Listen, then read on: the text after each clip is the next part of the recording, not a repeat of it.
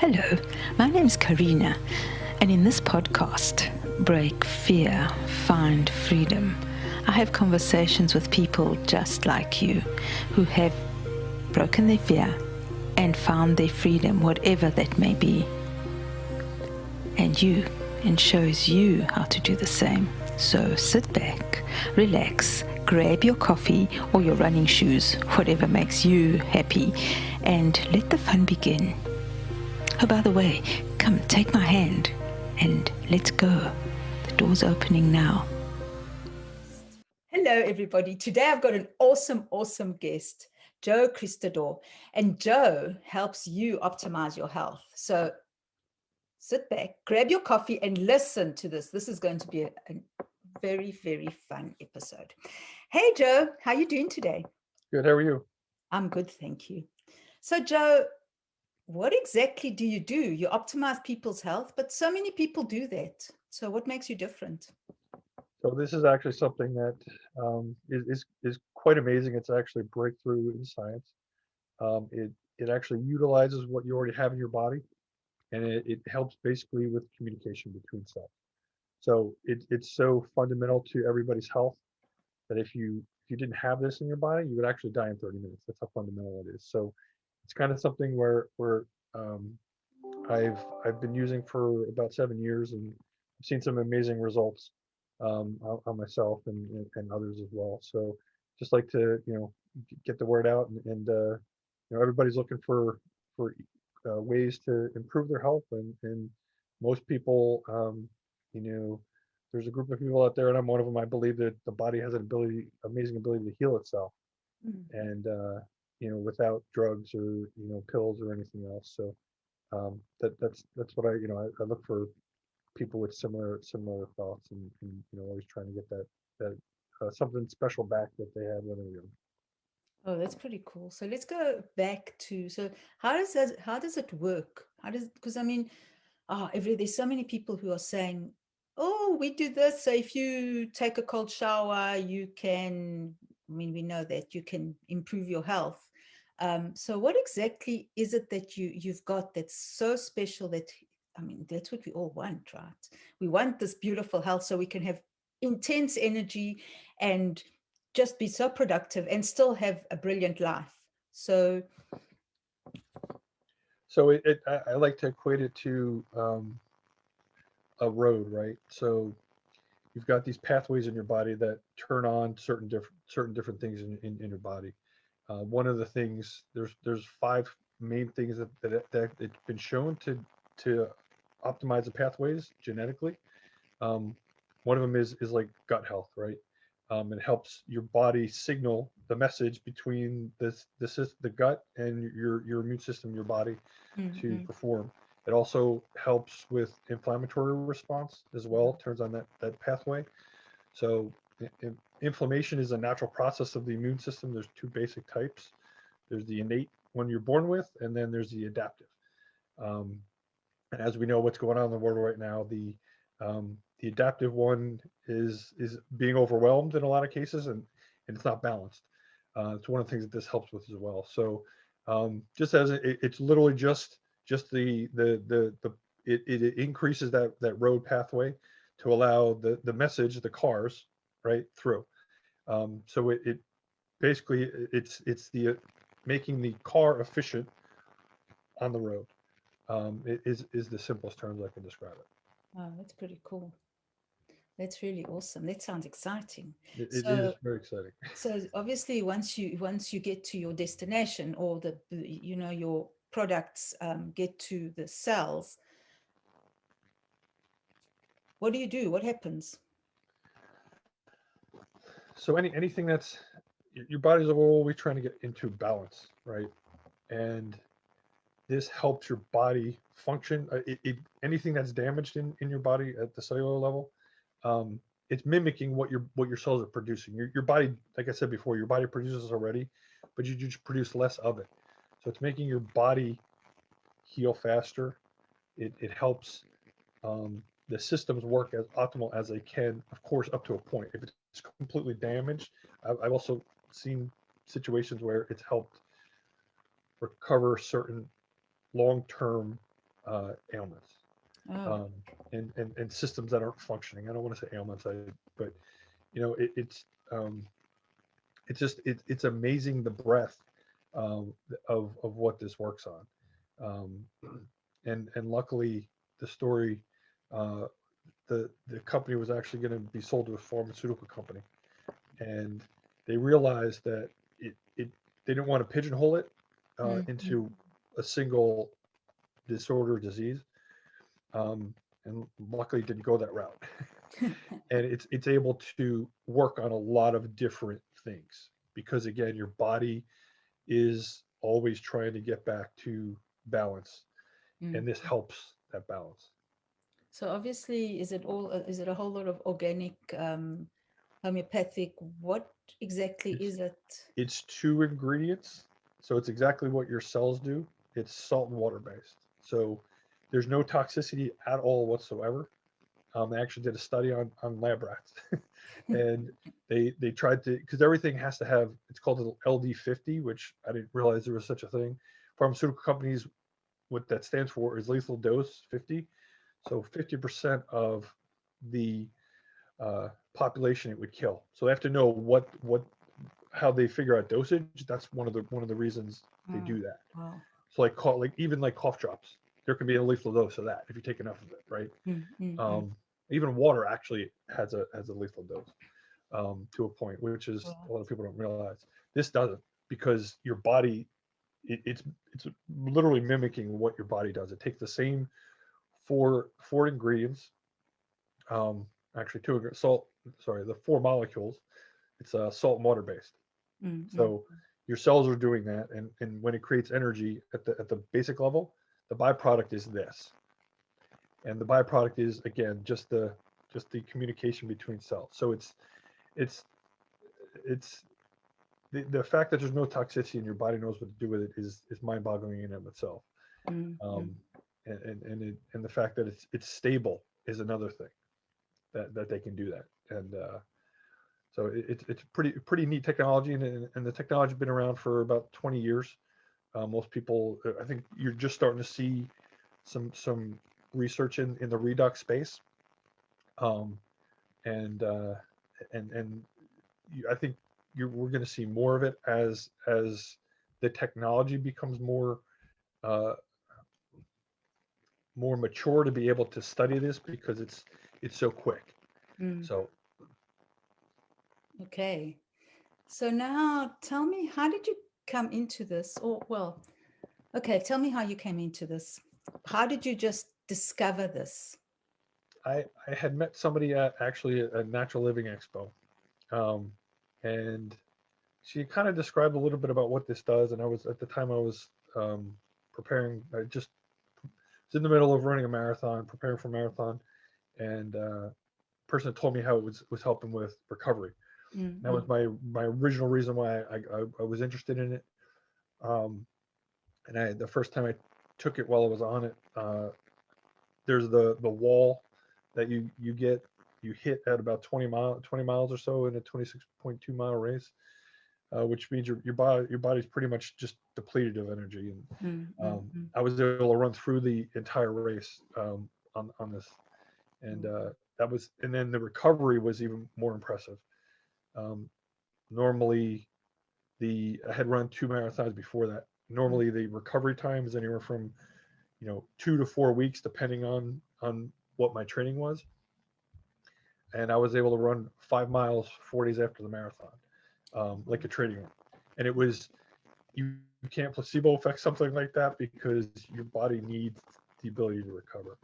Um, so that was kind of my first aha moment of, this stuff's real, because with anything, you always you and people go through that process, right? Mm, mm. And that was kind of like, okay, there's something real here. So it's truly something that's will continue to transform healthcare, because what it does, you're proactive, you're not reactive. And a lot of stuff, and just as a culture, I think we tend to be reactive to things, Mm, as mm. opposed to trying to fix something before it happens. And I don't even know what this is helping me personally prevent.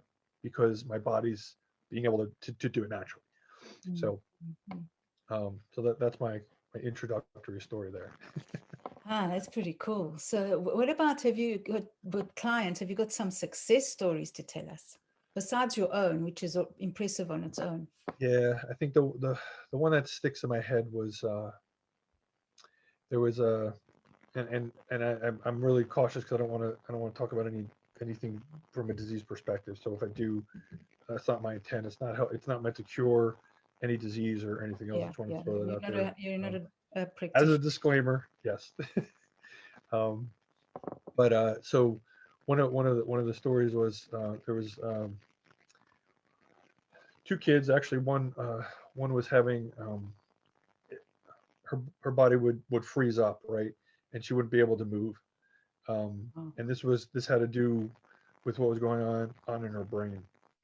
And they did some MRI scans, and they would go to the hospital twice a year to do an evaluation of a brain scan to mm, see mm. the health of her brain. And she was having kind of these episodes about 12 to 15 a week. Wow. And at one point, she was on medication and just started introducing this. And the child was around 4 or 5 years old. Um, Started introducing this about an ounce or two at a time, and within 2 years, her brain started to heal in the areas where there was damage, Mm, mm, mm. and there was also it completely came off medication.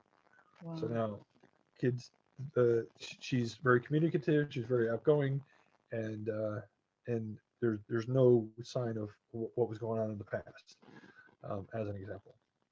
So that's the one, very very touching, and again at that for a child, and they were assuming she was going to be on the meds pretty much Wow. the rest of her life, right?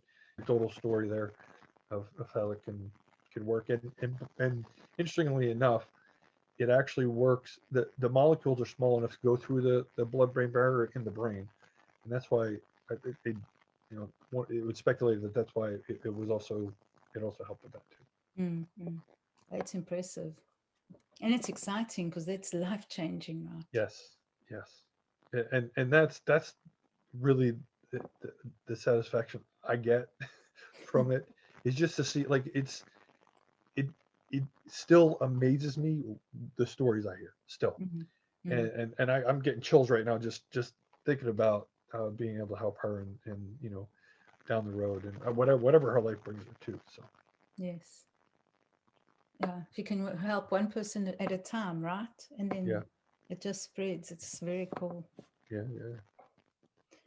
Well, that's exciting. That's very, very exciting. So tell me, Joe, had, I'm going, this show is about fear, right? Yes.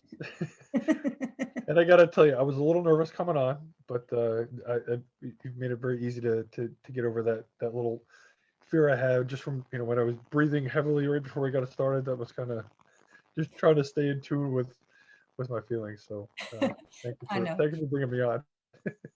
Well, thank you, Joe. It's an honor to speak to you. And also, you know what, in all fairness, I don't really do questions right out. We just have a conversation. So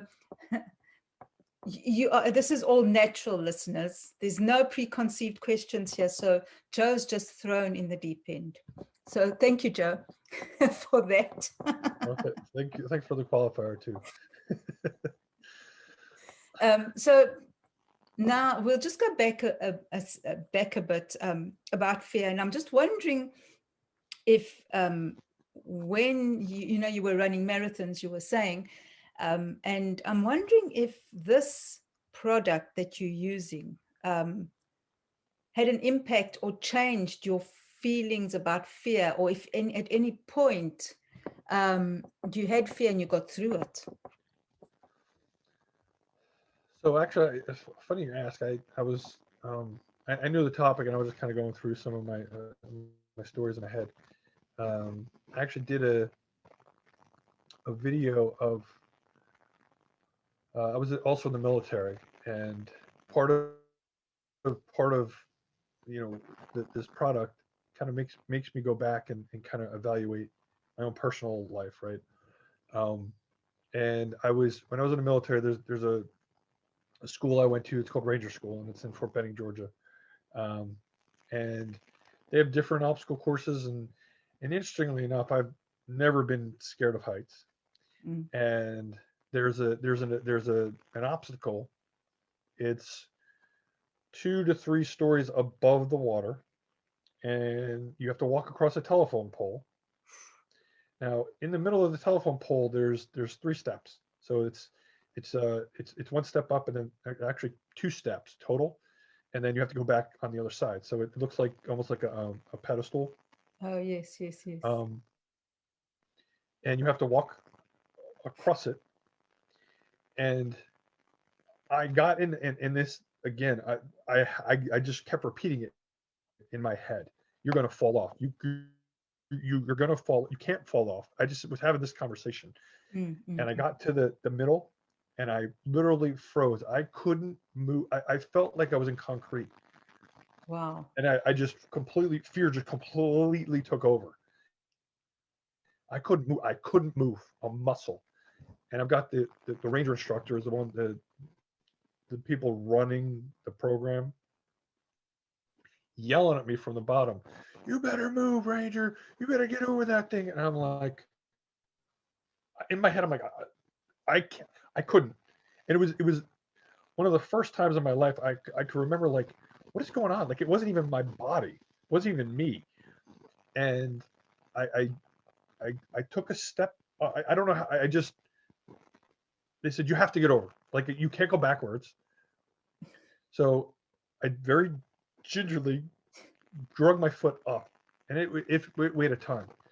And then of course I'm like, I felt like this thing was shaking. It wasn't shaking. It was solid, right? Mm, mm. Um, so I finally got over, and some of the fear dissipated. And then he was like, "All right, turn around and do it again." And I'm like, "Okay." And at that point, it it, it was still fearful, but wasn't as bad. And I had like my arms out, and I'm like, this is it was absurd. Um, but I just it was amazing to me that I realized it was so much of what I created in my head. And guess what? I didn't fall off the thing, right? Yes, It yes. was fine, right? And it's really something that's, when you catch yourself, if you can get better, for me personally, it's a constant battle Mm, trying to catch my emotion on what it is and why I'm feeling it.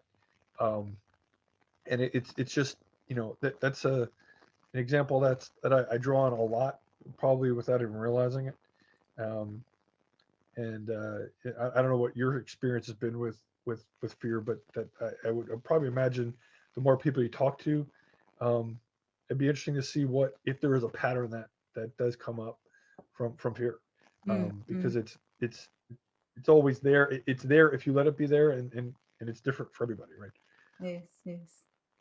So that's very interesting because how did they change your life after that? That's big to have to walk and actually do that is a huge accomplishment. I mean, not many people would do it, right? Okay, you were forced to do it, but Well, I you were mean, there for a choice. You were there by choice, right? I was there by choice, and I jumped out of planes too before that, so it's not like, with a parachute on, of course.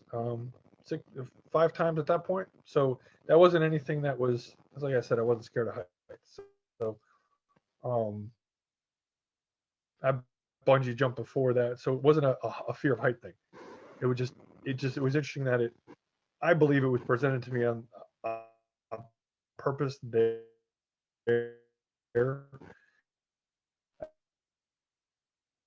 at that point Okay, just to hang on, Joe. Just hang on. yep. You, uh, well, that was quite a scary thing, Joe. But how did it change your life? So it was, I believe it, it was something where I had jumped out of airplanes before. I've gone bungee jumping, so it was never fear of heights wasn't a thing for me. Um, I think it was part of my training to be prepared in situations where I was going to have to face fear in the future, Mm-mm. um, and understanding that I had a lot of control over what I was fearful about, um, and to just be able to uh, use it. I mean, I've also found that you have to acknowledge things as they come in. When you ignore it, I did that for a long time. Um, it's just how long you hold on to things is a choice, Mm. and I used to hold on to things forever, um, quote unquote forever, right? Whatever that time frame is, but a long time, right? And I realized it's up to me. I can sit there and stew on it for a minute, a week, a day, an hour, a month, a year, Yeah, decade, yeah. whatever. Um, but I'm in control of that. And that, that wasn't apparent to me when that happened in the event, but over time, that was kind of a catalyst to have that conversation with myself. Mm, mm. Um, I'm always looking to improve and to, uh, make myself better. So I think that also stems from that as well. Mm, mm. So I just want to go back. I love that. Thank you. You were talking about how you have a choice, right? You have a choice about what you think and what you create in your world. That's what a lot of people say. Um, can you go back and perhaps explain to our listeners how they can control their thoughts, or not control it, but actually have the choice? Because a lot of people feel like, oh yes, you can talk about that, but I don't have a choice. I really don't have a choice. They don't. A lot of people actually don't realize that they have a choice to live the best life, right? Right. But it's difficult for some. It's difficult to make that, to actually say, hey, I have got a choice to be happy today. um, can you give us some advice on that? Well, I'll give you my life experience, and if it fits, put it on. If it doesn't, then throw it away. So, I like that. Thank you, Joe. um, but it it's been something where I think that the most important thing is number one, um, being aware of your own thoughts and your feelings and your emotions. Um, and I think a lot of times we have patterns where we fall into a specific expectation based on a decision or set of decisions we've made in our past. Um, like one of the ones is, and I only use this because mostly everybody has parents. I think everybody does. Yeah. Um, and you sometimes hear things from your parents which wasn't the intent of what they meant. And one of the things was my dad was my baseball coach, and my grandfather played AAA baseball, Mm, and I was pitching, and he was very hard on me, but hard on me for I know now he saw some potential in me I didn't see in myself. mm, mm, A lot of it was lack of my own self confidence, and he this one time he came up on the mound and I was pitching like I was pitching like crap, and he kept me on the mound and he said, "You need to learn how to pitch in an environment when you're not playing well." mm.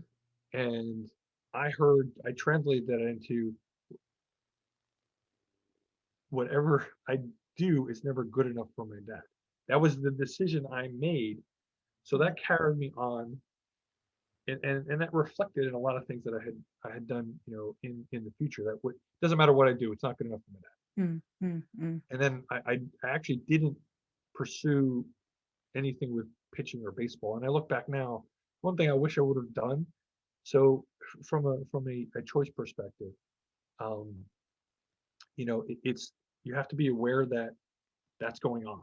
And if it's a pattern, you're not gonna you need somebody else to see it most of the time, because it's a blind spot, because Yes. you have the pattern and you already see the expectation, so you don't see how it could be possible to be any other potential outcome.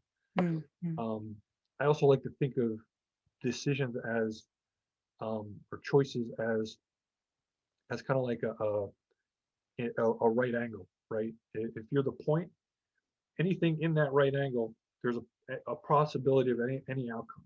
Mm, mm, But mm. if you have an expectation of the outcome already, you only have one.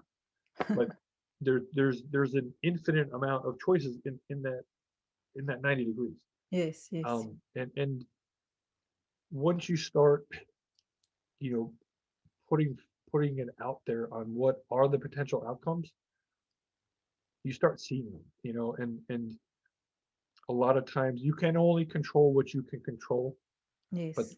I've found things will ultimately start coming into your life that will surprise you because you're not expecting it, but you have to also be open to other potential solutions. And they Mm, may not come from you. And I mean, not to go down a complete rabbit hole, but where do thoughts come from anyway?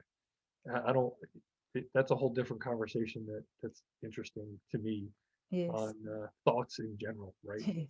Um, they don't sit any in one place in your brain. Just so I guess that was a very long-winded answer. I hope that answered your question. It probably brought up a whole lot of other questions, right? So it was great and it makes a lot of sense. And I love the right angle. But still, how do you do it?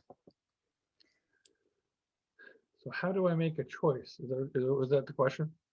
Yes, how do you make the choice? How do you know it's the right choice? How do you know, and does it matter? Well, I don't know if there is a right or wrong choice.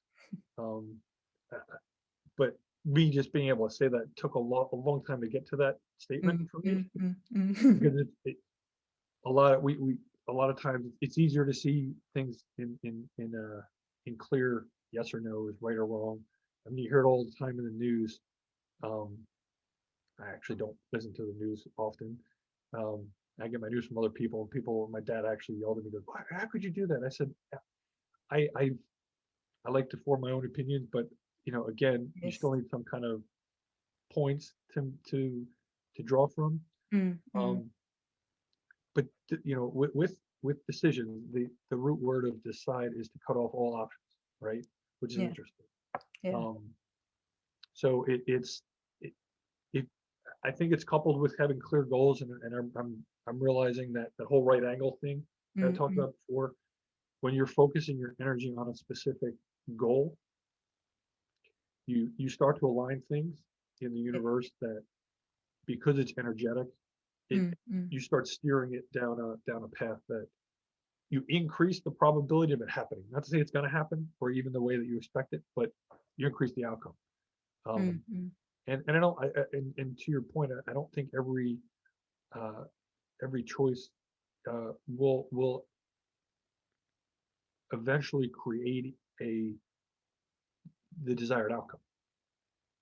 So even though you have a focus, something else may come in that actually was supposed to be what you're doing. And I don't even know what supposed to be Yes, is supposed to be, right? It's just what feels right, um, and to you. I mean, you do mm. the things you like, and you run away from things you don't. Yes, yes, yes. I love that. Well, listeners, I don't know if you could possibly put that into, you could use that if you listen carefully and you work it out yourself. You don't want a 1, 2, 3 um, plan, because sometimes we need to think for ourselves and to go our own way. Just take advice, like you were saying, take things from everybody else and then just form your own opinion, which is very cool. So tell me, what would be, well, so that story, we're going back to your story again, about your fear and how you froze, but in some way you actually created that, right? We ascertained that. Was there any other time when you were so afraid that it also just changed everything? Because that point, I think, besides realizing that you could do it, you also realized that your mind is so powerful, right? Yeah, actually, the one that just popped in my head was I was in my lawyer's office, and we were trying to go. I was going through a divorce. We were trying to go through a mediator. So what a mediator is it's usually a retired judge or a lawyer that tries to work it out before going to court, mm, like mm, proper. And it was starting to kind of go downhill. And my lawyer was like, "Hey, look, I think you need to file the divorce paperwork because we were trying to do it without going that route." oh, yeah. And I remember just being absolutely petrified of my ex-wife, my wife at the time, and how she was going to react. Um, from me personally, like not even my kids. I have two kids, and Mm, it was just so weird. Kind of just again, it was almost the same. It was. I felt like a child.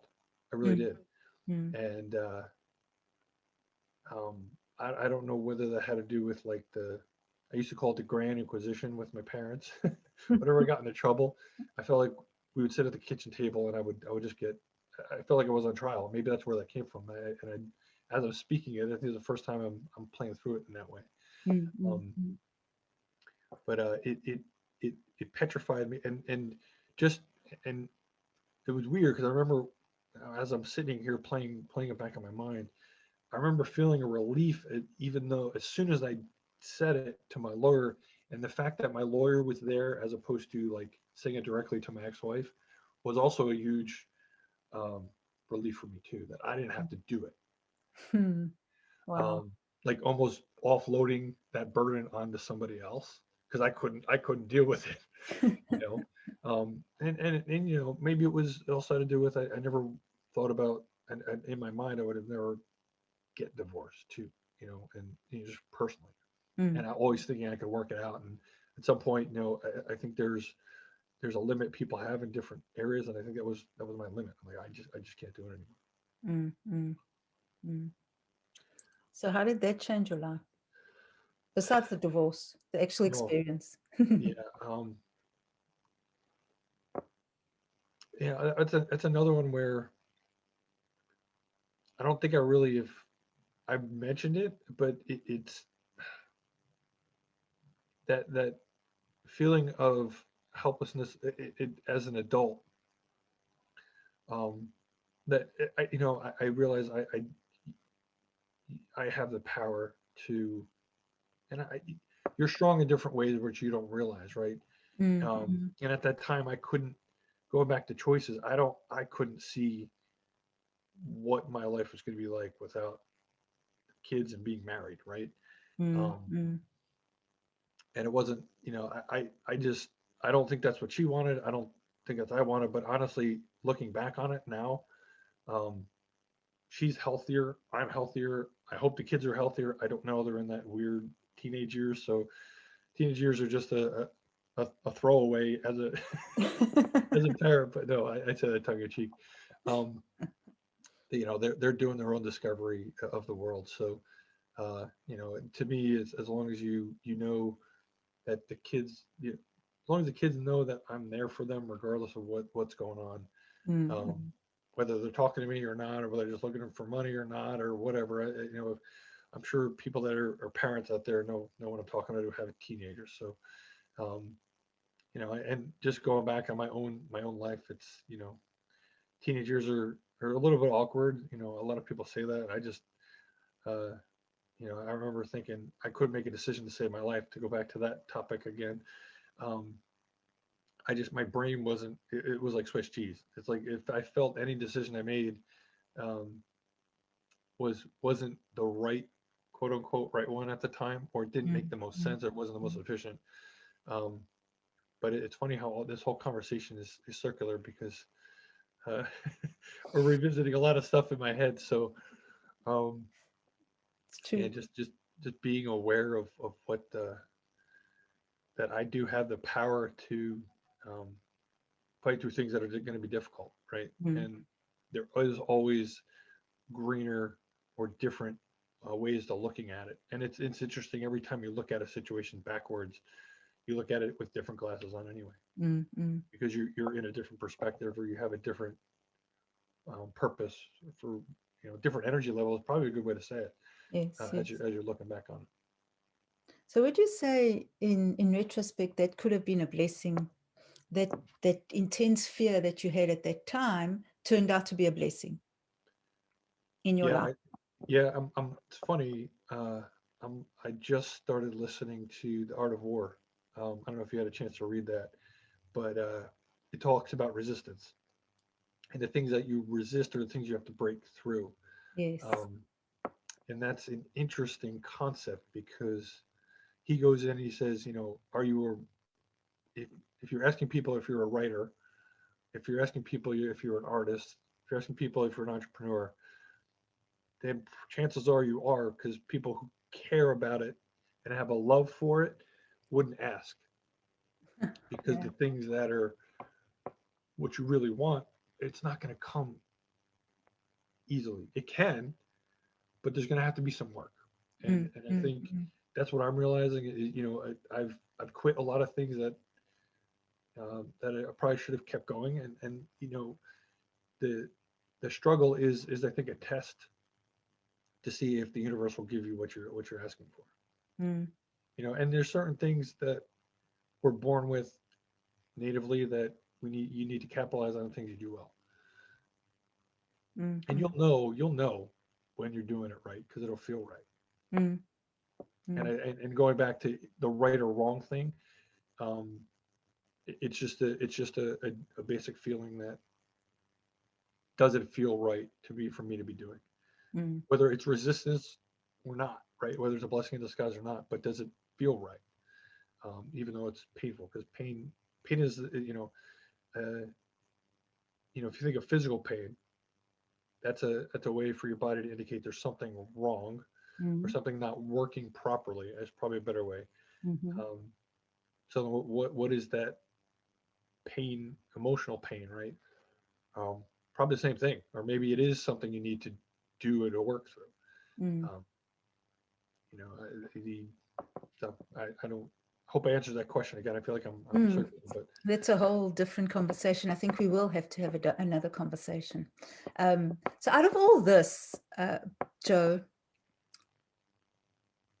okay, before I ask that question, um, just where can people find you? so I'm on Facebook. I have my own website, joseph.christadore.com as well. But I'm pretty active on Facebook. So Joseph Christadore. Um, I think I'm pretty much the only one. You'll see my face on there. Um, so um, so yeah, so that's kind of where I hang out online most of the time. So Oh, okay, well, that's good. Thank you, Joe. Just people need to know that. I just want to ask you, have you found your freedom? I it's a work in progress. I think uh, that's an interesting term, freedom. You can live in freedom if you find it. It's really, to me, it's peace with yourself, Mm-hmm. um, more so than not, from a scale perspective. Because nothing's. I try and stay away from definitives, right? Mm-hmm. Because I think the whole world is gray in or in different colors and different shades, right?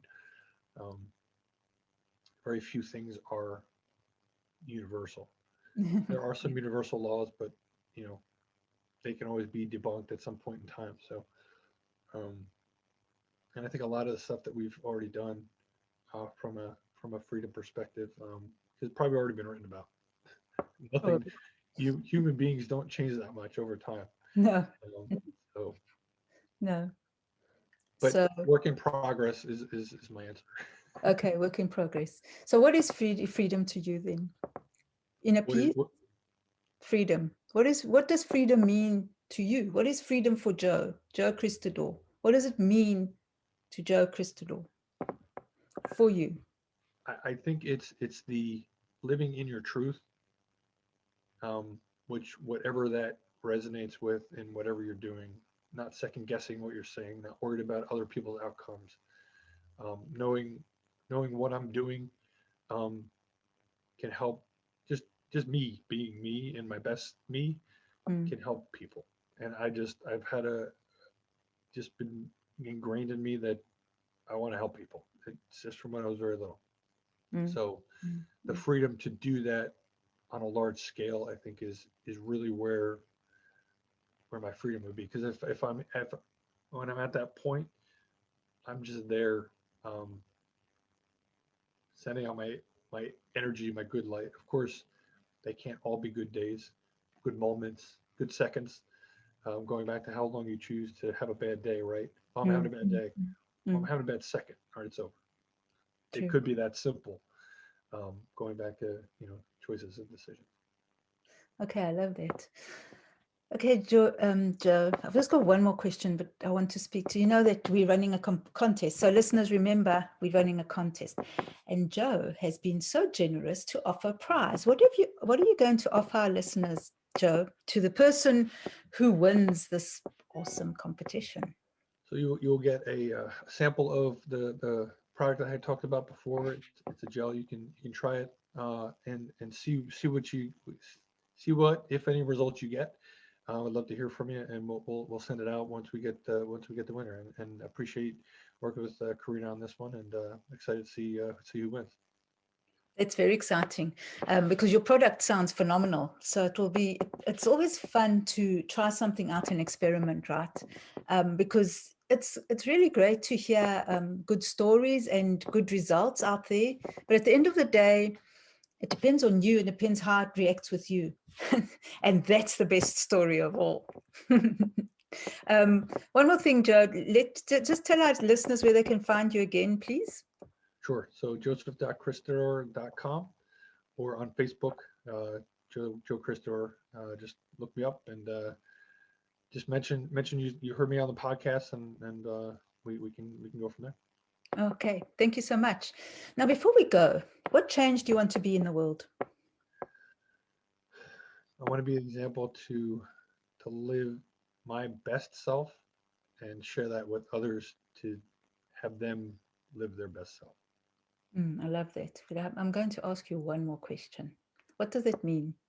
There's so many people, we're all saying that, we're all saying we want to live our best self. That's quite a big thing, right? Because we all in the same kind of a group right now where we all there's a lot of us coaches and mentors, and a lot of people are saying that we want to live our best life. What does it mean to you?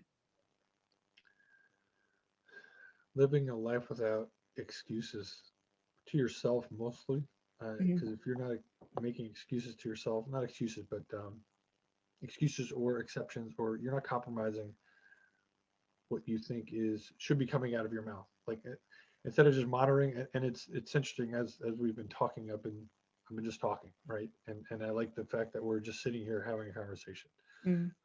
and not worried about. I'm not worried about what somebody else is going to think or hear.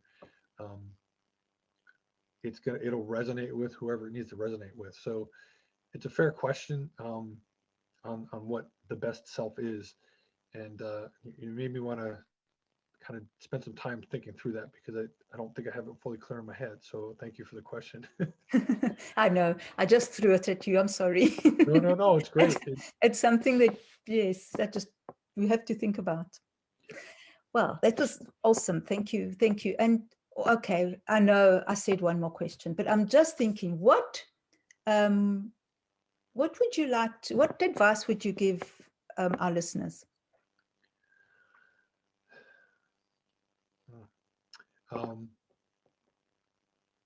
if there's something you feel you want to do, are we still there? Okay, you froze for a second. Um, do it. Don't wait. Don't wait for a perfect timing to do something.